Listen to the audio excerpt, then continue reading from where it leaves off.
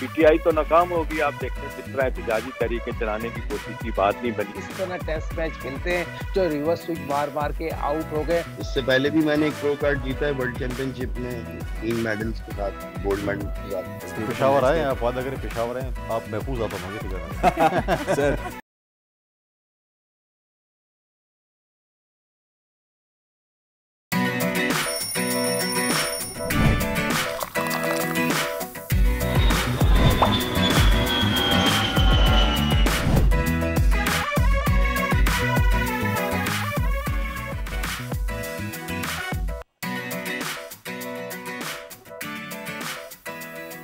अस्सलामुअलैकुम, खुश आमदीद, जी आया नो। अस्सलामुअलैकुम, खुश आमदीद, वेलकम, बखैर आगले।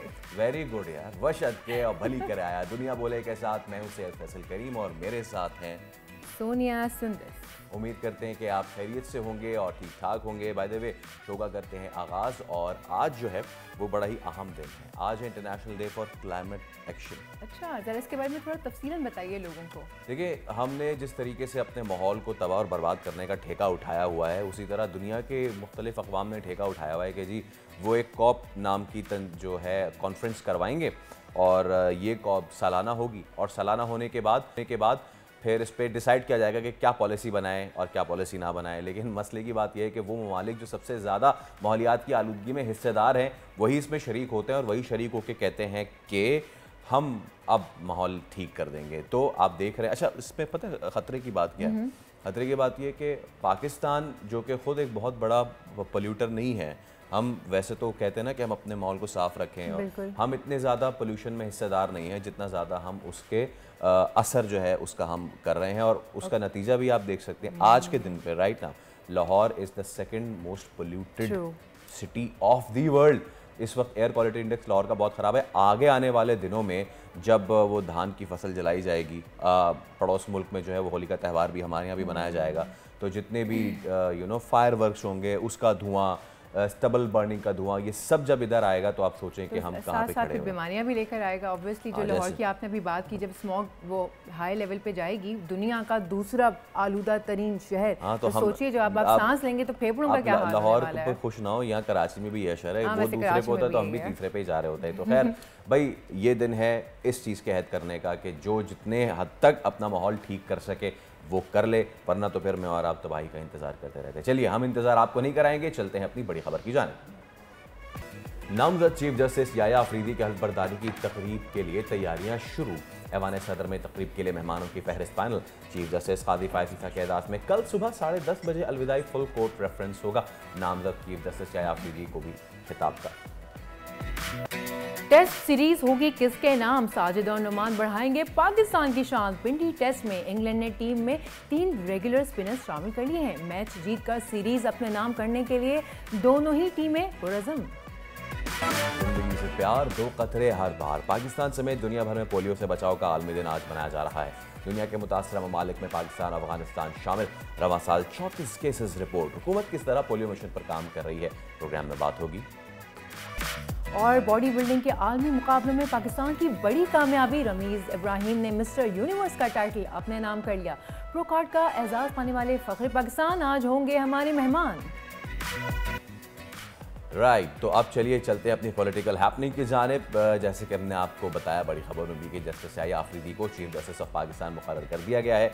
सदर आसिफ अली जरदारी की मंजूरी के बाद वजारत कानून ने नोटिफिकेशन भी जारी कर दिया है और जस्टिस याया अफरीदी हफ्ते को ओहदे का हल्फ उठाएंगे। जी, और बतौर चीफ जस्टिस याया की तैनाती 3 साल के लिए की गई है। दूसरी तरफ जस्टिस याया अफरीदी की बतौर चीफ जस्टिस तकर्रुरी को पाकिस्तान की मुख्तलिफ बार काउंसिल्स ने खुश आइंद करार दे दिया है। सिंध, लाहौर, खैबर पख्तूनख्वा, बहावलपुर, इस्लामाबाद बार काउंसिल्स ने जस्टिस याया अफरीदी की बतौर चीफ जस्टिस ऑफ पाकिस्तान नामजदगी का खैर मकदम भी किया है, मुबारकबाद भी दी है और भरपूर ताउन का यकीन भी दिलाया है।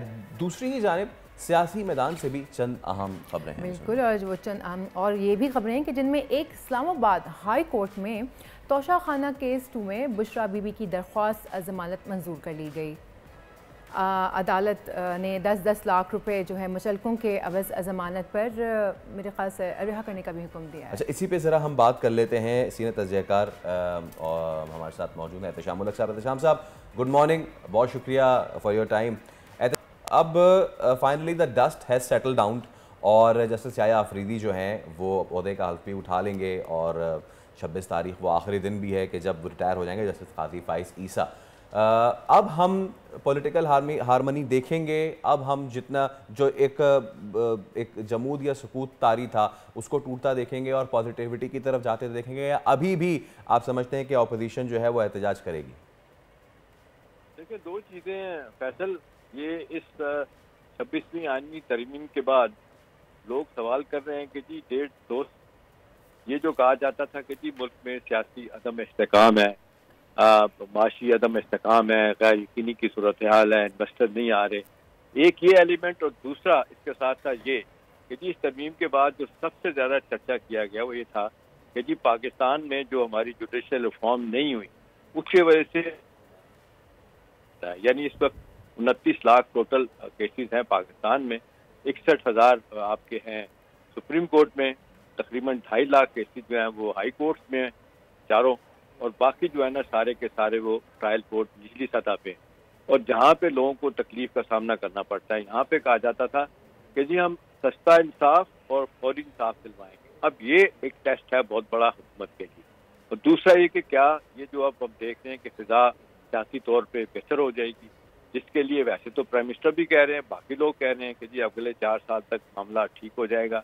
अब कोई ऐसी चीज़ नहीं है, ऐसा नहीं है। SIFC अपना रोल प्ले कर रही है, इन्वेस्टर भी आएंगे बाहर से और ये एक बड़ी इकोनॉमिक एक्टिविटी शुरू हो जाएगी। ये तो टेस्ट हो गया। अभी दूसरा बड़ा सवाल ये है कि जी इसके साथ साथ अब जो प्लान किया गया, अब PTI तो नाकाम होगी। आप देख लें जिस तरह एहतजाजी तरीके चलाने की कोशिश की, बात नहीं बनी। अब कहा जा रहा है कि जी ये दोबारा से वही सीन दोहराया जाए। और फैसल आपको याद होगा कि 9 मार्च जुमे का दिन 2007 को ये तहरीक चली थी अदलिया की बहाली की।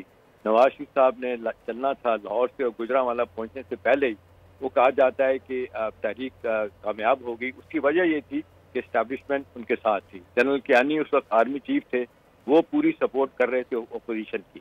और लोग कहते हैं कि मुशर्रफ साहब आज भी कबर में अगर किसी शख्स के साथ नाराज होंगे तो जनरल कियानी के साथ, जिन्होंने उनके साथ धोखा किया। तो बुनियादी सवाल यही है कि जब तक इस्टेब्लिशमेंट किसी के साथ ना हो अपोजिशन के, तो पाकिस्तान में आप तब्दीली नहीं ला सकते। अब सवाल इस वक्त यही है कि देखें ना, याया अफरीदी के बारे में जो कहा गया था कि जी शायद हल्फ नहीं उठाएंगे क्योंकि 30 नंबर पे हैं, लेकिन आप देख लें सब तैयारियां हो गई हैं। कल जिस तरह मुबारकबाद दी गई, पाकिस्तान के बड़े बड़े चैम्बर्स, आपका कराची का, सिंध का, लाहौर का, उसके बाद फैसलाबाद देख लें और भावलपुर देख लें, सब ने अप्रिशिएट किया। उन्होंने कहा जी हम आपके साथ काम करने के लिए तैयार हैं। Justice Ayesha Malik supreme court की, कल उनके पास 3-4 केसेस गए, उन्होंने कहा जी ये केसेस तो जाएंगे आईनी बेंच के पास। इन अदर वर्ड उन्होंने भी एक्सेप्ट कर लिया। अब सवाल ये था कि जी जनरल अपना क्या कहते हैं, 2 चीफ अपना सीनियर जजेस जस्टिस मंसूर और मुनीब साहब रहेंगे। कहा जाता है कि जी शायद अब देखें जो खबरें आ रही हैं वो तो चले जाएंगे उम्रे के लिए, वो मोस्ट लाइकली वो तो रिजाइन कर जाएंगे, नहीं करेंगे। लेकिन कहते हैं प्रेसिडेंट मौजूद है, जस्टिस आलिया नीलम, जिनको लगा के मंसूर साहब इस्लामाबाद आ गए थे चीफ जस्टिस बना के लाहौर का, उनके नीचे जो उनसे सीनियर 2 लोग थे वो आज उनके साथ काम कर रहे हैं। तो ये भी रवायत अपनी जगह पे है।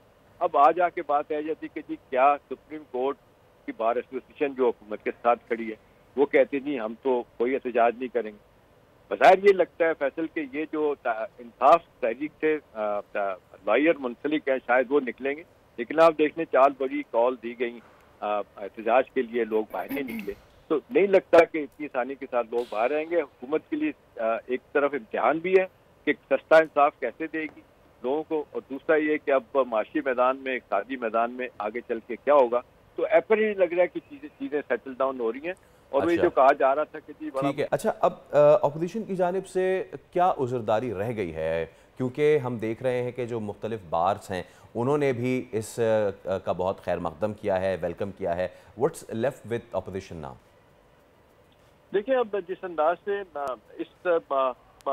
इसको कहते हैं सारे के सारे माइनस PTI सारी जमातें जो हैं वो फैसल इसमें शरीक हुई थी इस प्रोसेस में। आपने देखा जिसके लिए एक कमेटी बनाई गई थी, मशावरती committee headed by Khurshid Shah साहब। वहाँ पे आपने देखा कि अल्टीमेटली पीटीआई के 2 नुमाइंदे भी आ गए थे उसमें, और जिस बड़ा हद तक मिलकर काम किया गया, कोशिश की गई कि इत्तेफाक राय हासिल किया जाए, और मौलाना फजल रहमान साहब ने खास तौर पर उनको कन्विंस किया। आज भी वो उनके साथ खड़े शुक्रगुजार हैं पीटीआई वाले, जिनको सारी उम्र गालियाँ निकालते रहे हैं कि जी इन्होंने बड़ा काम किया, बल्कि यहाँ तक उन्होंने कहा कि हम वेलकम करेंगे कि आप हुकूमत को वोट करें इस पे, लेकिन हमारी मजबूरी हम नहीं कर सकते। तो अब लोग यही कह रहे हैं कि जी एक तरफ तो आपने पार्लियामेंट की कमेटी जो बनी थी जिन्होंने फैसला करना था कि कौन नया चीफ जस्टिस होगा, उसमें 2 नाम आपने भिजवा दिए, अगले दिन आपने कहा जी हम बाइकाट कर देंगे, बाइकाट कर दिया। तो लोग आज सवाल यही कर रहे हैं, देखें जितने इनके पार्टी के सिंपथाइजर हैं वो देख लें, फवाद चौधरी को देख लें, और तो और देख लें जो एमएनए आपके हमारे दोस्त हमारी बरादरी से बुनियादी तौर पर ताल्लुक अयाज अमीर साहब, इतने ज़बरदस्त सपोर्टर हैं इनके, उनके लिए इलेक्शन भी लड़ा चकवाल से उन्होंने। कल उन्होंने आर्टिकल लिखा, उन्होंने कहा कि ये पीटीआई की नासमझी है, इनकी क़यादत को सोचना चाहिए, ये पीटीआई लूजर है, गलतियों पे गलतियां कर रही है। आप और मैं कहें तो चलें, अब इनके लोग अपने भी कहें, तो सवाल यह है कि जी आप सियासी अमल से कितना आप दूर होना चाहेंगे। आप इलेक्शन बजाय जीत के भी आप हारे हुए हैं, हर किसी से लड़ाई है। अब सारी इवेंट और देखें, जमात इस्लामी तक ने भी इनसे खिलाफ किया, उन्होंने कहा कि आपको जाना ही नहीं चाहिए था उसमें, अगर आप चले गए थे फिर आप उसमें बैठते कमेटी में। तो यह है कि जो फैसला साजी नहीं से हो रही, उसमें आप देख लें 1 मैन शो है, इसलिए लोग कहते हैं सियासी पार्टी नहीं है, तो रॉक स्टार है, फैन क्लब है पीटीआई, लिहाजा कोई किसी की बात नहीं सुनता। फिर 4 धड़े फैसल इनके बन चुके हैं, देखें असद कैसर एक तरफ खड़े हुए हैं, उसके गौर खान और उसके साथ उमर अयूब एक तरफ खड़े हुए हैं, सलमान अकबर राजा वो अलहदा लड़ रहे हैं इनके साथ कि जी मैं सेक्रेटरी जनरल हूँ, मुझसे पूछे बगैर क्यों नाम दिए गए। और फिर देख लें कोर कमेटी और पॉलिटिकल कमेटी इनके दरमियान, उनके दरमियान खिलाफ परसों भी लड़ाई हुई, कल भी इनकी आपस में लड़ाई हुई। तो लोग सवाल कर रहे हैं कि इस सारे क्राइसिस में आपको नुकसान हुआ। वो ख्वाजा आसिफ तो ओपनली कह रहे हैं कि हमने बदला ले लिया। अब वो बदला क्या लिया उन्होंने? यही लिया कि जिस तरीके से मंसूर अली शाह साहब बड़े अपराइट जज हैं, लेकिन फैसल जिस तरह उन्होंने पीटीआई के साथ ओपनली साइड किया, तो उन्होंने खुद जिसको कहते हैं अपने लिए परेशानियां पैदा की, और नतीजतन ये हुआ कि हुकूमत ने फैसला किया कि उनको उठाया जाएगा, और तरीकाकार ही बदल दिया उन्होंने। जो सीनियर मोस्ट का तरीकाकार मुझे याद है 10-12 साल पहले एक यार्ड ट्रस्ट के होते थे वाबुल खारी साहब वकील, वो केस लेके गए थे सुप्रीम कोर्ट में, और वहाँ ये फैसला हुआ था कि सीनियर मोस्ट चीफ जो होगा वो चीफ जस्टिस बनेगा। लेकिन आप उसको 18वीं टर्म में एंडोर्स किया था बाद में, लेकिन आज ये हुकूमत ने फैसला चेंज कर दिया, पार्लियामेंट की ताकत ज्यादा होगी। एब्सोल्युटली। और अब तो मेरे ख्याल से अब चीज़ें सेटल होनी शुरू हो जानी चाहिए, क्योंकि ऐवान सदर में तैयारियां भी शुरू की जा चुकी है। बहुत शुक्रिया एहतशामुल हक थे और बात कर रहे थे जस्टिस शाह आफरीदी पे। तो फाइनली हम देख रहे हैं कि तैयारियां मुकम्मल अब हो रही हैं और हल्फ बर्दारी की तकरीब भी होगी 26 वो दिन के जिस वक्त जो करंट चीफ जस्टिस हैं जस्टिस कादी फायरीसा ओहदे से वो अपने सुपुर्दोश हो जाएंगे। तो अभी हम एक ब्रेक ले रहे हैं जी, ब्रेक लेते हैं छोटी सी ब्रेक के बाद वापस आते हैं और देखेंगे प्रोग्राम में और क्या क्या है। Let's take a break.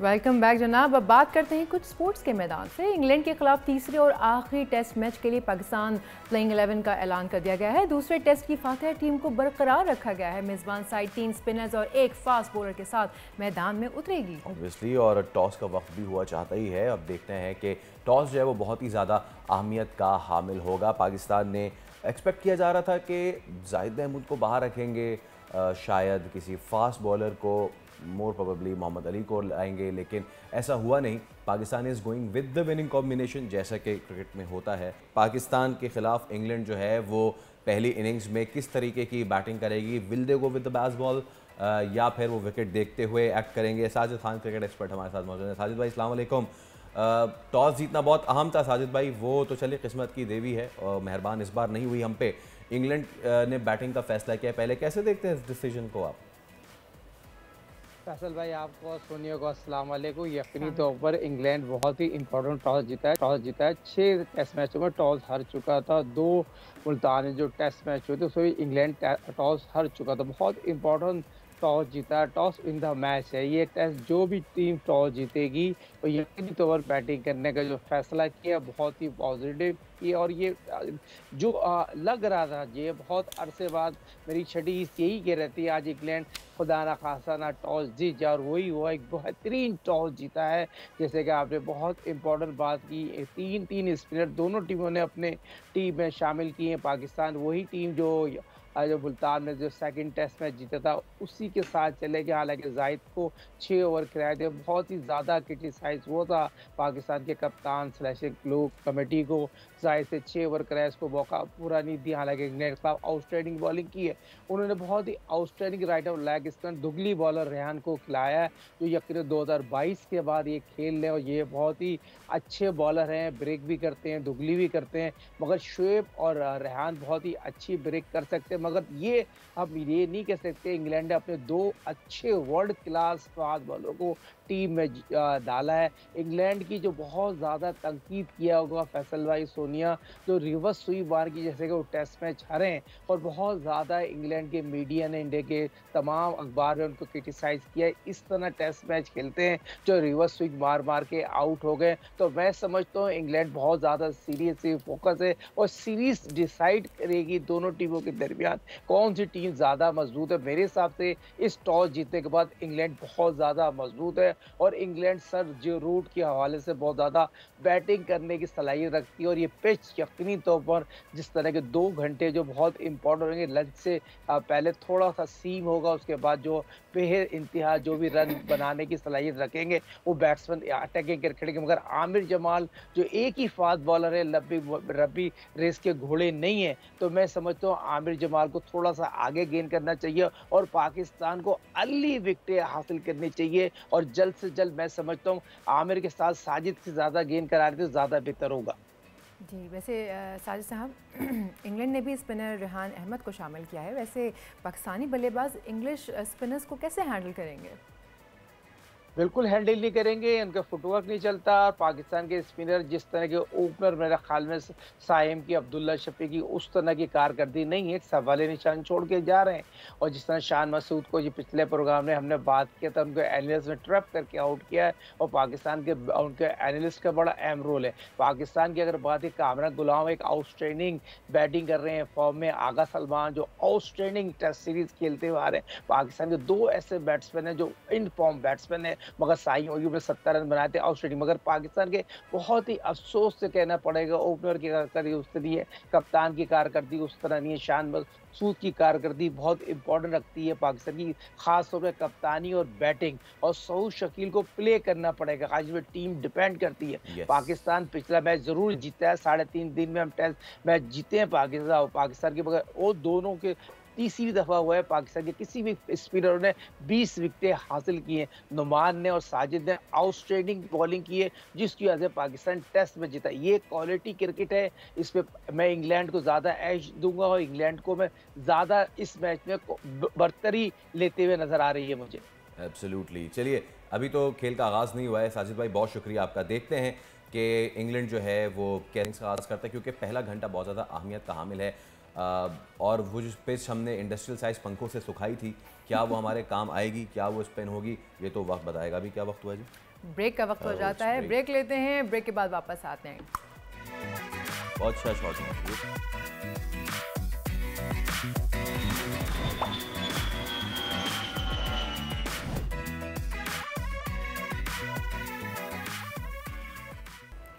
Welcome back जनाब। ब्रेक से वापस आ गए हम। पाकिस्तान के लिए एक और बड़ा एजाज़ भी है, वो भी आपको बताते चलें। अमेरिका के शहर लास वेगस में होने वाले इंटरनेशनल बॉडी बिल्डिंग मुकाबलों में पाकिस्तानी जो एक हमारे बड़े ज़बरदस्त बॉडी बिल्डर हैं, रमीज़ इब्राहिम उनका नाम है, उन्होंने मिस्टर यूनिवर्स और प्रो कार्ड का टाइटल जीत लिया है। रमीज़ इब्राहिम हमारे साथ मौजूद हैं, मिस्टर यूनिवर्स भाई। रमीज़ भाई, सबसे पहले तो बहुत बहुत मुबारकबाद हो आपको, ना सिर्फ एक टाइटल जीतने पे, लेकिन जो लोग बॉडी बिल्डिंग को जानते हैं उन्हें बहुत अच्छी तरह पता है कि प्रो कार्ड की कितनी अहमियत होती है, वो भी आपने विन कर लिया है। पहले तो अपने जज्बात बताएं, फिर हम ज़रा टाइटल और प्रो कार्ड पे बात करेंगे। कैसा फील कर रहे हैं? जी खैर मुबारक, अल्लाह का शुक्र है, एहसान है, अल्हम्दुलिल्लाह अच्छा फील कर रहा हूँ और एक बड़ी अचीवमेंट है, बड़ी कामयाबी है इससे पहले भी मैंने एक प्रो कार्ड जीता है वर्ल्ड चैंपियनशिप में, 3 मेडल्स के साथ, गोल्ड मेडल्स के साथ। लेकिन इस बार ये यूनिवर्स था, बड़ा था, और इवेंट फिर यूएस में था, और कंट्रीज भी ज़्यादा थी, पार्टिसिपेंट भी ज़्यादा थे, टफ टाइम था।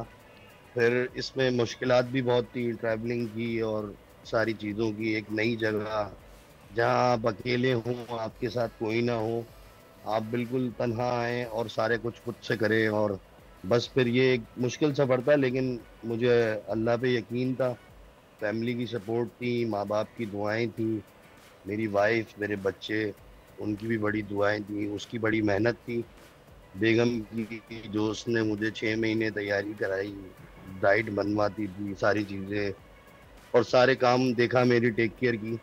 तो ये सारे जो चीज़ें थी, ये पॉजिटिव साइन थे।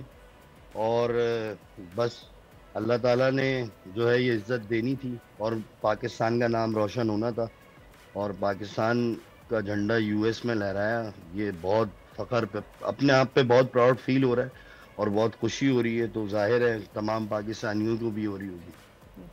जैसे भी आपने बताया कि बेगम की सपोर्ट बहुत रही, तो जब आप बता रहे थे मेरे दिमाग में एक स्टेटमेंट घूम रही थी, हर कामयाब आदमी के पीछे एक औरत का हाथ होता है। सो वो औरत जो है वो आपकी माँ भी हैं, बहन भी हैं, आपकी वाइफ भी हैं, तो माशाल्लाह काफ़ी सपोर्ट रही है इस लिहाज से आपकी फैमिली में, ख़वातीन की आपको या अब्बू की या भाइयों की भी ऐसी सपोर्ट रही है? जी बिल्कुल। फादर भी जो हैं वो बहुत दुआ करते हैं, बहुत मोटिवेट करते हैं। साथ में भाई भी जो है वो बहुत ज़्यादा विलिंग होते हैं कि हमारा भाई जाए और जीत कर आए। तो फैमिली की तो पूरी सपोर्ट होती है। साथ में इन लॉज भी हैं मेरे, जो बहुत मेरे लिए दुआ करते हैं, और वो चाहते हैं कि मैं कामयाब हूँ, आगे बढ़ूँ। तो और हैं, फिर जो मेरे सपोर्टर हैं, और सबसे ज़्यादा सपोर्ट जो चाइल्ड प्रॉपर्टीज़ के सैयद फवाद भाई हैं, जिन्होंने मुझे टिकट स्पॉन्सर किया यहाँ आने के लिए, और क्या कहते हैं, उन्होंने होटल एकोमोडेशन स्पॉन्सर की। वरना यहाँ का एक्सपेंस बहुत ज़्यादा था, आना बहुत मुश्किल हो जाता मेरे लिए। रमीज़ भाई, तो ये अगर आज मैं आपने आया हूँ तो वो उनकी तो बात आपने कर दी जिन्होंने आपको सपोर्ट किया। हुकूमत की सपोर्ट कितनी रही आपको? अब आप मिस्टर यूनिवर्स बने हैं, प्रो का 2 टाइम विनर हैं, तो ऐसे में कोई वापसी पे आपकी कोई वेलकम की तैयारी, कोई इस तरह की कोई चीज़? नहीं, अभी तक तो फिलहाल कोई फ़ोन नहीं आया, किसी का कोई मैसेज नहीं आया, ना मैंने कोई न्यूज़ ऐसी सुनी कि गवर्नमेंट जो है वो शाबाशी दे रही हो या कोई ऐलान कर रही हो कि भाई हम रमीज़ को वेलकम करेंगे। बाकी लोग बहुत एक्साइटेड हैं प्राइवेटली, और शायद जो है ये जो प्राइवेट लोग काम कर रहे हैं, जैसे चीपा हैं, या हमारे यहाँ जो जफर अब्बास हैं, या कराची के अंदर जो बड़े बड़े नाम हैं, जो मैं देखता हूँ कि ये इस तरह के कुछ काम कर रहे होते हैं, शायद इनको ख्याल आ जाए ये अप्रोच कर लें। लेकिन अभी तक तो फिलहाल ऐसा लग रहा है कि कोई भी रिस्पांस नहीं है कहाँ से, कहीं से भी। बस मेरे चाहने वालों का ही रिस्पांस है, घर वालों का रिस्पांस है, और जो सपोर्टर्स हैं, जो फील्ड के लोग हैं, उन्हीं का रिस्पांस है। तो अफसोस हो रहा है ये चीज़ देख के कि 2-3 दिन हो गए जीते हुए, अभी तक कोई ऐसी चीज़ सामने नहीं आई है। चलिए, दिस इज़ वेरी अनफॉर्चुनेट। लेकिन अच्छा, इस वक्त तो आप भाई हम सब के हीरो बने हुए हैं, और बहुत सारे जो लड़के हैं स्पेशली खुसूसन जो इस फील्ड में आगे जाना चाहते हैं, वो तो आपसे इंस्पायर्ड हैं। नॉट इवन लड़के, there are power lifters and bodybuilder females now as well। और जो रमीज़ भाई कह रहे थे वो क्योंकि मेरी रमीज़ भाई से पहले भी और भाभी से भी पहली मुलाकात हुई है, तो वो खुद भी बहुत ज़बरदस्त ट्रेनर हैं। तो हाँ, प्लीज़ कंटिन्यू करें अपने सवाल का, क्योंकि मैं पूछना चाह रही थी, जैसे मैं भी बड़ी इंस्पायर्ड हूँ आपसे, तो मैं जानना चाहूँगी आपकी रूटीन में वर्कआउट क्या होता है, आपकी ट्रेनिंग्स, आप क्या स्ट्रेंथ ट्रेनिंग, कार्डियो ट्रेनिंग्स या पावर लिफ्टिंग पे आप ज़्यादा ध्यान करते हैं? आपकी डाइट क्या होती है, डाइट प्लान्स क्या होते हैं, पोर्शंस में मील लेते हैं? क्योंकि इस वक्त ये सब लोग बड़े क्यूरियस हैं कि भाई इतना ज़बरदस्त टाइटल जीत के आए, तो पीछे से रूटीन क्या थी जिसको हम भी फॉलो करें? देखिए, रूटीन बड़ी टफ होती है, बहुत कंसिस्टेंट होना पड़ता है, और बहुत ज़्यादा अपनी डाइट से लॉयल होना पड़ता है। ऐसा नहीं है, बहुत ज़्यादा सेक्रीफाइस करने पड़ते हैं, आपको बहुत चीज़ें बर्दाश्त करनी पड़ती हैं। फिर साथ साथ हर स्पोर्ट्समैन की इंजरीज होती हैं, बॉडी बिल्डर की ज़्यादा होती हैं। मेरी इंजरीज जो हैं वो 2015 से चल रही हैं, और जिनको ऑपरेट का किया कहा हुआ है लोअर बैक का, और इस बार जो मैं तैयारी शुरू कर रहा था क्योंकि 1.5 साल मैंने बॉडी बिल्डिंग छोड़ दी थी। वर्ल्ड चैंपियन बनने के बाद मैं मायूस हो चुका था इस गवर्नमेंट से, इस मुल्क से, तो मैंने बॉडी बिल्डिंग छोड़ दी थी। दोबारा कम बैक किया है 6 महीने के अंदर। तो मेरा जो थाई का जो घुटना है वो टेयर हो गया। अच्छा। उसमें भी इंजरी हुई है इस बार मुझे, तो वो भी मैंने फेस की है।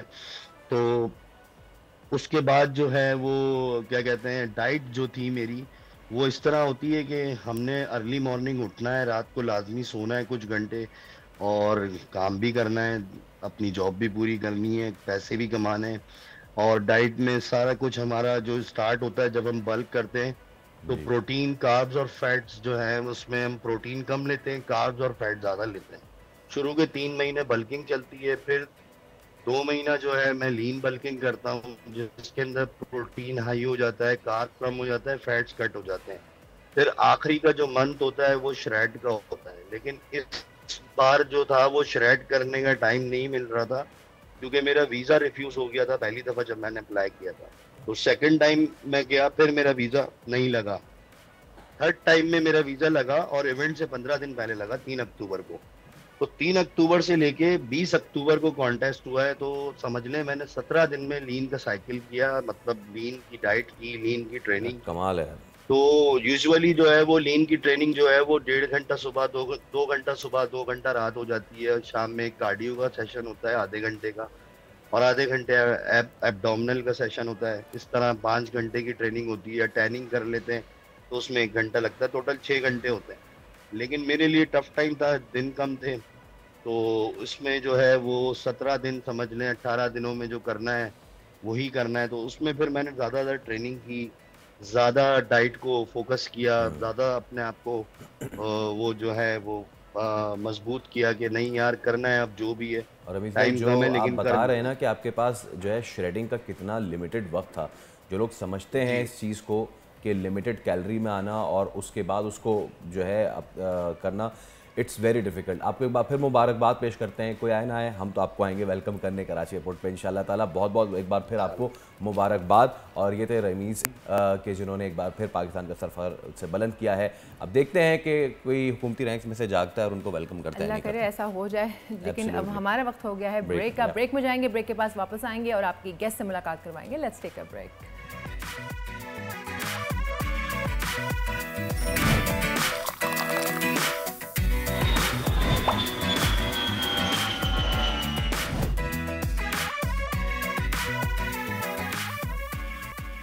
तो एक बार फिर आपको कहेंगे दुनिया बोले में खुश आमदेद। सब सियासी मैदान से कुछ हो रहा है। सियासी मैदान से अहम खबरें आपके साथ शेयर करते हैं कि आईनी तरमीम की मंजूरी के बाद जहां नए चीफ जस्टिस की तकर्री पर हर जानिब चर्चे हैं, वहीं कल इस्लामाबाद हाई कोर्ट में तोशा खाना केस में बुशरा बीबी की दरख्वास्त जमानत मंजूर कर ली गई है। और इसके साथ साथ हम देख रहे हैं कि जस्टिस याह्या अफरीदी अब वो भी अपने ओहदे का हल्फ उठाएंगे। और खैबर पख्तूनख्वा से भी हम आपसे कुछ खबरें शेयर करेंगे कि वहाँ पे गवर्नेंस के क्या मामलात हैं। आज हमारे साथ एक बहुत स्पेशल गेस्ट हैं, और इससे पहले कि ये गवर्नर थे, ये मीडिया के साथ उसी तरीके से ज़बरदस्त तरीके से आप जब भी इनको कॉल करें कि सर, एक तो अच्छी बात है मेरा हम नाम है तो सर आपका बीपर चाहिए, तो ये हमेशा दस्तयाब होते थे। और even after becoming the governor ये बिल्कुल वैसे ही हम्बल और डाउन टू अर्थ, एब्सोल्युटली। तो हम आपकी आज मुलाकात कराने जा रहे हैं दुनिया बोले में। हम आज हमारे मेहमान है गवर्नर खैबर पख्तूनख्वा फैसल करीम कुंडी साहब। फैसल साहब अस्सलाम वालेकुम। अस्सलाम वालेकुम जी।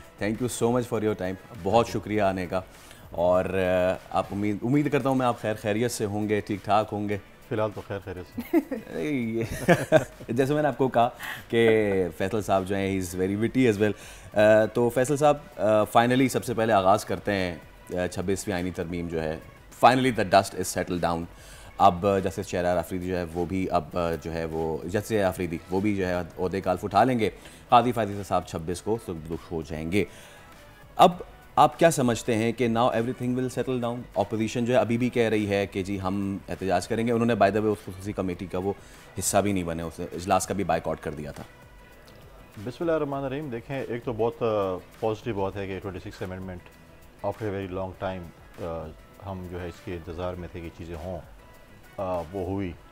लेकिन मुझे अपोजिशन का नहीं पता कि उनको जो है वो इसमें क्या चीज़ें थी। देखें, आप थोड़ा सा पीछे जाएं और अपने मीडिया के ज़रिए देखें, जब पीटीआई के चेयरमैन गौर और मौलाना साहब जब प्रेस कॉन्फ्रेंस कर रहे थे और उन्होंने कहा था कि मौलाना साहब और हमारा एक ही ड्राफ्ट है, हमने ड्राफ्ट किया। और फिर बिलावल भुट्टो ज़रदारी साहब ने कहा कि हमने मौलाना साहब के ड्राफ्ट को अडॉप्ट किया है। तो मीन्स PTI और जमीयत के ड्राफ्ट को हमने अडॉप्ट किया है। और फिर वो गए अपने बानी चेयरमैन के पास, जो कि ना एक पार्टी का, ना वो चेयरमैन है इस वक्त, ना वो कोई पार्लियामेंट के मेंबर है, और उन्होंने कहा कि हमने नहीं, और वो कभी भी नहीं आ सकते आपके साथ। आप अगर बोले ना कि मतलब है ये बात है कि बोले कि यार जन्नत में चले हमारे साथ, वो कहते नहीं हमने जन्नत में नहीं जाना, दोज़ख में जाना, वो ऐसे ही होंगे। ठीक, लिहाजा वो पॉलिटिकल लोग नहीं है। देखिए यही ड्राफ्ट, तारीख किस लिए, किताबें क्यों लिखी जाती हैं, तारीख क्यों होती है? मिसाकी जमहूरियत का जो मजाक उड़ाते हैं, 2 पार्टियों की तरफ मिसाकी जमहूरियत हुआ, उसके बाद बाकी पॉलिटिकल पार्टीज उसकी सिग्नेटरीज थी, जिसमें PTI के बानी चेयरमैन भी सिग्नेटरी थे, जिसमें कॉन्स्टिट्यूशनल कोर्ट्स का जिक्र था, वो आज अपनी दस्तखत से फिर गए जी। और फिर ये देखें, जब हमने पहले भी इसकी मिसाल दी, कायद आज़म मोहम्मद अली जिन्ना ने UK में एक गोल्ड मेज कॉन्फ्रेंस में यही चीज़, उस वक्त पाकिस्तान पे नहीं बना था, उस वक्त उन्होंने कहा था कॉन्स्टिट्यूशनल कोर्ट्स इस मुल्क में होने चाहिए। और ये देखें, ख़ासकर आप PTI का जिक्र करें तो खैबर मुख्तार का जिक्र करते हैं ना जी। तो आप मुझे बताएं कि हमारे सूबे कब चीफ जस्टिस रहे, सिवाय एक जज के जो कि 1 साल के लिए चीफ जस्टिस रहा है, ठीक है, उसके अलावा कौन रहे? आज बराबरी की बुनियाद पर अगर हम चीज़ लेके आए हैं, कल हमारे इलाके के लोग भी, हमारे सूबे के लोग भी चीफ जस्टिस बनेंगे, तो आप ये नहीं चाहते कि हमारे सूबे के लोग चीफ जस्टिस बने, बराबरी की बुनियाद पे हो? आप तो इंसाफ की पार्टी ना, बराबरी की बात करते थे ये लोग, और ये तो आज तुमने बराबरी की बात की, इंसाफ की बात की, और ये कहते हैं इंसाफ नहीं चाहिए हमें, हमें वो इंसाफ चाहिए जो कि अडियाला जेल से है। इसमें बिलावल भुट्टो जरदारी ने एक बहुत ही पॉलिटिकली मैच्योर बात की, और उन्होंने हिस्टोरिकली एक बड़ी ज़बरदस्त बात की कि इस सेक्टर में भी 1 यूनिट का खात्मा होना चाहिए। तो आपकी बात से एक तो मुझे वो चीज़ याद आ गई कि जुडिशरी में भी इस तरह की होनी चाहिए। दूसरी चीज़ ये कि यकीनन चलिए ये चीज़ तो अब मुकम्मल हो गई, लेकिन इस पे बारहा बिलावल भुट्टो जरदारी ये कहते रहे हैं कि शायद नून लीग के हमारे दोस्त इसको जल्दी कर रहे हैं, जल्दबाजी कर रहे हैं, और यही उज़ुर फिर अपोजिशन जमातों ने भी बनाया। और उनका ये कहना था कि जब 18वीं तरमीम के लिए साल लिया तो फिर इस पर इतनी जल्दी क्यों? परसेप्शन ये क्रिएट किया जा रहा था कि जी 26 से पहले करना चाह रहे हैं, तो ज़रा इस पर मैं चाहूँगा कि आप कमेंट करें। देखिए 18th अमेंडमेंट एक और चीज़ है, और ये अमेंडमेंट दोनों एक हिस्टोरिक इवेंट्स हैं, लेकिन 18th अमेंडमेंट में बहुत से जो है हमारे पास क्लॉजेस थे जिसको हमने अमेंड करने थे। हमारे पास सिंपल मेजॉरिटी भी थी, we were on the driving seat, हमें तमाम पॉलिटिकल पार्टीज़ को ऑन बोर्ड किया, और उनकी तकरीबन 200 तक मीटिंग्स हुई, वो अनऑफिशियल भी कोई 100+ मीटिंग्स हुई, और सब चीज़ पे डिबेट हुई, और हमने उस चीज़ को यूनानिमसली पास कराया। उस वक्त तो PTI अपोजिशन में, उस वक्त तो PMLN और ये लोग अपोजिशन में थे, लेकिन हमने सबको पढ़ा, उन्होंने कहा ये होना चाहिए, ये होना चाहिए, पख्तूनख्वा की बात आ गई, हमें अपनी पहचान कितने सालों बाद मिली, तो एक ही आ गया कि नहीं इसमें क्योंकि हिंद को स्पीकिंग है या बाकी इसमें खैबर भी ऐड कर, हमने कहा चलो खैबर को ऐड कर लें, लेकिन हमें एक पहचान तो मिली, NFC अवार्ड हुआ, अपने सूबों को अपने शेयर्स मिले, चीज़ें मिली, आप अपना रेवेन्यू खुद जनरेट कर, चीज़ें कर सकते हैं। तो ये तो आप बताएं ना कि 18th अमेंडमेंट का आज अगर आपके पास सूबे में वसाइल हैं और उस पर आप काबिज़ हैं, या काबिज़ का मतलब है कि अगर आप उसके रेवेन्यू ले रहे हैं, चीज़ें ले रहे हैं, तो ये कहाँ से आपको आया 18th अमेंडमेंट का? माजी में तो ये होता था कि अगर आपकी वफाक में हुकूमत है और सूबे के पैसे आप बंद करते हैं तो वो तो एक दिन भी नहीं रह सकते हैं, लेकिन आज कम से कम आप इतने रेवेन्यू जनरेट कर सकते हैं कि आप अपना जो है चीज़ें चाहिए। देखिए 18th अमेंडमेंट के बाद फिर आज 26th अमेंडमेंट, देखिए हमने 19th अमेंडमेंट एक गलत काम किया था, मानते हैं कि हमसे गलती हुई, अपनी गलतियों से आप सीखते हैं, डे टू डे आप चीज़ों से सीखते हैं। हमने आज ये किया, इसमें और भी बेहतरी की ज़रूरत है, शायद और भी। हम हमेशा कहते हैं कि पार्लियामेंट इज़ सुप्रीम अथॉरिटी, कानून साज़ी पार्लियामेंट में होती है ना, जुडिशरी में तो नहीं होती है। तो आप आए ना बोलें कि हाँ हम सुप्रीम अथॉरिटी हैं, इसमें ये गलती, इसको ऐसे कर लें। भाई आप इनपुट तो देना, इनपुट देने के बाद आप जाके साइड पे बैठ गए, नहीं हमने इनपुट दे दिया, फिर आपने कमेटी भी अनाउंस कर दी कि हम इसमें ये हमारे मेंबर्स भी जाएंगे। असल में इनकी इंटरनल इतनी फाइट, बाकियों ने कहा कि जो इस वक्त पार्लियामेंट से बाहर बैठे हुए हैं, जो वर्क फ्रॉम होम कर रहे हैं, जो कहते हैं, तो वो कहते हैं नहीं आप इसमें क्यों जाते हैं, आप न जाएँ। जो देखें अब वो तकसीम ऐसे हुए हैं, जो पार्लियामेंट के अंदर बैठी है पार्टी वो और सोचती है, जो बाहर बैठी है वो और सोचती है, जो अडियाला बैठी है वो और सोचती है, जो बंदीगाला बैठी है वो और सोचती है। तो मुख्तलिफ उनके जो है ना, उनको पता नहीं कि हमने जाना कौन से रास्ते पे। अच्छा, आपने अब जैसे इसकी बात की तो खैबर पख्तूनख्वा की बात की, मुझे आपके एक बहुत अच्छे दोस्त का जो है वो याद आ गई। पिछले दिनों में कुछ एक दूसरे को नाश्ते की ऑफ़र भी हुई थी, वो हुआ नहीं हुआ, खाना हुआ नहीं हुआ। मैं अली मोइन गंडापुर से आपकी बात कर रहा हूँ। हम यही सोचते हैं, अली मोइन गंडापुर कह रहे हैं आए मैं आपको खाना खिलाता हूँ, फिर आपने कहा नहीं आप आ जाए मैं आपको खाना खिलाता हूँ। सियासी चीज़ें एक तरफ, वो हुआ, लंच डिनर हुआ या नहीं हुआ अभी तक? नहीं, मैंने जब ओथ लिया था तो मैंने एक पॉजिटिव कोशिश की कि एक पॉजिटिविटी हो, और हम इलेक्शन लड़ लिए, चलो अब सूबे की बात करें, तरक्की की बात करें, हम बाकी सूबों से पीछे ना रहें, हम तालीम में, सेहत में, जॉब्स के हवाले से, जिस फील्ड में भी आप देखें, डेवलपमेंट के हवाले से हम कहते हैं कि चलो ठीक है, हम 5 साल सूबे का काम करें, इलेक्शन आएगा तो फिर देख लेंगे दूसरे के साथ। लेकिन उनको नेगेटिव लिया। फिर एक ऐसा और मैंने आप मेरे आज भी इंटरव्यूज़ ले लें, हुकूमत आने से पहले भी, पिछली जब हमारी 16 महीने हुकूमत, उसमें मैं कह रहा था कि हमारे सूबे के लॉ एंड ऑर्डर की सिचुएशन ख़राब है, इसके ऊपर बात होनी चाहिए, और उस पर हमारी सूबाई हुकूमत कोई स्टेटमेंट नहीं दे रही थी। अचानक उन्होंने एक जो है वो एक जिरगा बुलाया। किस लिए बुलाया? लॉ एंड ऑर्डर बुलाया। हम भी यही कहते थे कि लॉ एंड ऑर्डर, डायलॉग्स होने चाहिए, रिकॉन्सिलेशन होनी चाहिए। वहाँ पर एक पश्तून जिरगा होने जा रहा था, कहते हैं आए उनके साथ, तो क्या हुआ? डायलॉग्स हुए ना, उनके पास हम गए, डायलॉग्स किया, उनको हमने कहा आइन के मुताबिक आपके जो भी मुतालबे हैं हम तस्लीम करेंगे, इस आइन के बाहर हम कोई चीज़ नहीं मानते। ये हमारा जो एक कुरान पाक के बाद जैसे बिलावल साहब ने कहा कि मुकद्दस हमारी किताब है, सियासी किताब जिसको कॉन्स्टिट्यूशन, इसको हमने फॉलो करना है। इसके अंदर आपके जो भी हक बनता है हम आपके साथ लड़ेंगे, वफा के साथ भी आपके लिए लड़ेंगे, लेके देंगे, लेकिन इस कॉन्स्टिट्यूशन के बाहर कोई चीज़ होगी उसको हम एक्सेप्ट नहीं करेंगे। वैसे कल अदालत ने उनकी गिरफ्तारी का भी हुक्म दे दिया, और अगर ऐसा होता है तो रुकावट वो नहीं तो आएगी देखें, इंतजामिया सीएम में? साहब ने फ़ोन किया कि हमने लॉ एंड ऑर्डर पे एक मीटिंग करनी है। मैंने कहा बिल्कुल, अगर आपने लॉ एंड ऑर्डर पे मीटिंग करनी है तो मैं फॉर एग्जांपल पॉलिटिकल वो कहता हूँ, मैं कहता मैंने नहीं आना, तो बोलेंगे देखें ये अमन की बात करते तो खुद आने। तमाम पॉलिटिकल पार्टीज़ जो कभी भी शायद सीएम हाउस नहीं गई थी जब से पीटीआई हुकूमत है, जिसमें मुस्लिम लीग भी शामिल है, एएनपी भी शामिल है, शेरपाव साहब की कुछ अरसे के लिए उनके साथ इत्यादि, लेकिन उसके बाद काफ़ी अरसे से उनके साथ कुछ हम सब के अपने का 1 पॉइंट एजेंडा है, पॉलिटिक्स साइड पर रखें, अमन की बात बिल्कुल करेंगे। हमने की, हमने अचीव किया, हमने वफाक से कुछ मुतालबे किए, उन्होंने माने, तो वहाँ पर हम गए और हमने इस चीज़ पर बात की। पॉलिटिक्स ठीक है, करते रहेंगे वो चीज़, लेकिन जब तक सूबे की बात आएगी, सूबे की तरक्की की बात आएगी, अमन की बात आएगी, तो डेफिनेटली हम हर चीज़ को बोल रहे हैं। फैसल साहब, खैबर पख्तूनख्वा की हम उसी अब डोमेन में रहते हैं, और क्योंकि ख़ुद मेरा चक्कर लगता है, कोहिस्तान पट्टी हो गई, तीमरगरा, अपर लोअर दीर हो गया, इवन चित्राल की साइड पे, हम एक बात तो ये कहते हैं कि जी अर्बन जो पॉपुलेशन है उसमें एक कल्ट फिगर रही है बानी पीटीआई की, लेकिन ये वाले जो इलाके हैं, और इवन लेट्स फेस इट, जो कि हमारे सामने हकीकत है, जहाँ गिलगित बल्तिस्तान में एक बहुत बड़ी फॉलोइंग है शहीद बीबी की और जुल्फ़िकार अली भुट्टो साहब की, चित्राल में भी आज भी जुल्फ़िकार अली भुट्टो साहब को बहुत ज़्यादा मानते हैं because of the tunnel and all, तो लेकिन वहीं पे आज भी बानी पीटीआई और पीटीआई की भी अपनी एक फॉलोइंग है, इंक्लूडिंग स्वात एज वेल। तो अर्बन पॉपुलेशन में शायद समझ में आए कि जी पढ़े लिखे लोग जो हैं उनको बहुत ज़्यादा फॉलो करते हैं बिकॉज ऑफ जो भी चीज़ें हैं। आज तक आप समझते हैं कि अगर तो पॉपुलिज्म में ये नेक्सस तोड़ना है तो उसको किस तरीके से आगे लेके चलना है, या फिर इतनी ज़्यादा फॉलोइंग रूरल पॉपुलेशन में भी this is going to be difficult for you in the upcoming, अगर इलेक्शंस नहीं तो आने वाले दिनों में? देखिए कोई मुश्किलात नहीं, देखिए ये तो पॉलिटिक्स है, अगर आवाम आपको वोट करती है, मुझे करती है, इनको करती है, उनकी अपनी मर्जी। लेकिन अगर आप बोले कि नहीं तीन सूबे में इलेक्शन हराम है और एक सूबे में हलाल है, तो नहीं हो सकता ना। हलाल है तो सब हलाल है, हराम है तो सब हराम है। केपी में इलेक्शन ठीक है, बाकी 3 सूबे में खराब है।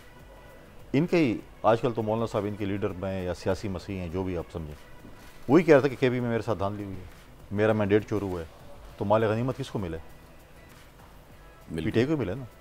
फिर तो अगर वो इतने अच्छे हैं तो पहले माल गनीमत मौलाना साहब वाला वापस कर दें, उसके बाद फिर बोलें कि जी अब आए सिंध की बात करें, पंजाब की बात करें, बलूचिस्तान की बात करें, तो बात है वो नहीं। केपी का मत करो, क्योंकि कोई भी जैसे हम जीते हैं इस तरह बाकी सूबों में हमें हुकूमत दे, ऐसे नहीं हो सकता। अगर ये चीज़ें देखें, हम कहते हैं कि फोरम कौन सा है, अगर गलत हुआ है, फॉर्म 45-47 की डिबेट हो रही है ना, मैं नहीं मानूँ, आप बोलेंगे नहीं फॉर्म 47, बोलोगे नहीं फॉर्म 45, डिबेट है, आए पार्लियामेंट्री फोरम ना। जब 2018 में हम कह रहे थे आरटीएस क्यों बैठा है, हुकूमत में आगे नहीं कहते, हम आगे हुकूमत में आरटीएस बाढ़ में जाए, अब क्यों रो रहे हैं? तो अगर उस वक्त 2018 में ये पॉलिटिकल फोर्सेस को बिठाते कि आए अगर आपकी ये चीज़ें गलत हैं, गलत चीज़ हुई है, आए मिलकर पार्लियामेंट से चोर दरवाजे का रास्ता बंद करें।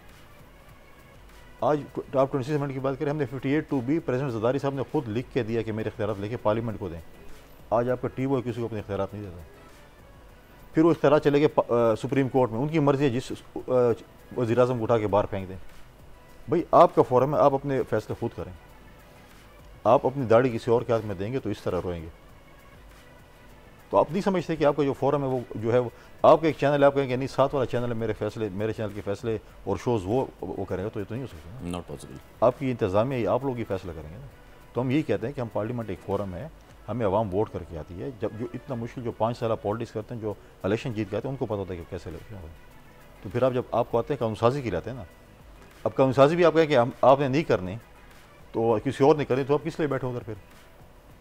ऐसे ही मतलब TAD लेने के आएंगे, डिबेटिंग क्लब है, आप उसको गाली निकाल देंगे। अब तो पहले तो लोग पार्लियामेंट में जाते थे सुनने के लिए कि यार फलां लीडर स्पीच करेगा, ये होगा, हम कुछ सुने उनसे कि वो क्या कहते हैं तारीखी चीज़। वो अब तो आप गालियाँ सीखने के लिए जाते हैं, क्या नई नई गालियाँ सीखें। और अनफॉर्चुनेट है ये, बहुत अनफॉर्चुनेट है। आपके इवेंट्स होते हैं, हमें अक्सर एम्बेसडर्स मिलते हैं, वो कहते हैं यार हमारी पार्लियामेंट में क्या लड़ाइयाँ होती हैं, कुछ तरीक़ेकार होते हैं। कहता है आपकी पार्लियामेंट तो वो भी अपने मुल्कों में डायरी नहीं लिखते, भेजते हैं रोज़ाना, या जब वो इवेंट पे आते हैं, कोई ऐसे इवेंट हो जिसमें हम तमाम एम्बेसडर्स को बुलाते हैं, सबको बुलाते हैं, वो जब उधर आते हैं, जब वापस जाके अपने मुल्कों में भेजें, बोलेंगे क्या हमारे मुल्क में क्या भेजें। लेकिन मैं भी समझता हूँ कि पाकिस्तान को इस वक्त बहुत एक अहम मोड़ पे है।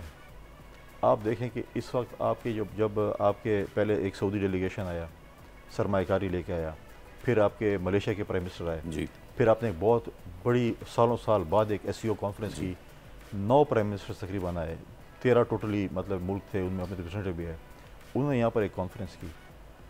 और उसके लेकिन मेरा सवाल यही अपने फिर PTI के दोस्तों से है कि जब चाइना का प्रेसिडेंट आता है शी जिनपिंग, आप D चौक पे धरना दे दो, क्या ना है? मलेशिया का प्राइम मिनिस्टर आ गया या CO, और आप कहते हैं हमने इस्लामाबाद पे चढ़ाई करनी है, फिर आप साथ में कहते हो कि नहीं इंडिया का फॉरेन मिनिस्टर आके खिताब भी करे हमारे उससे, तो फिर आप क्या मैसेज दे रहे हैं? 13 मुल्कों के नुमाइंदे, तो फिर 13 मुल्कों को बुला लेते हैं ना, एक इंडिया को क्यों चुना है आपने? फिर आज जो है, जो इनके बानी चेयरमैन का बदल अगर ट्वीट करता है इसराइल के फेवर में, तो ये जो इनकी ट्विटर ब्रिगेड है, उन्होंने कभी उसकी मुखालफत की है कि नहीं आप गलत कर रहे हैं? आप कर लें ज़रा, तो आपको मैं देखता हूँ क्या करते हैं आपके साथ। we have all been through that। नहीं वो ठीक है, करने दें, उसमें कोई देखें ये एवोल्यूशन, ये ऐसे खुद सीख जाएंगे। आप प्रेसिडेंट ज़रदारी साहब की वो स्पीच निकाली, उसने कहा उससे अपने वजन से के नीचे खुद ही दब जाएंगे। आज आप देखें ये चीज़, ये कुछ टाइम है, कुछ अरसे बाद फिर ये चीज़ें खुद ये कहेंगे यार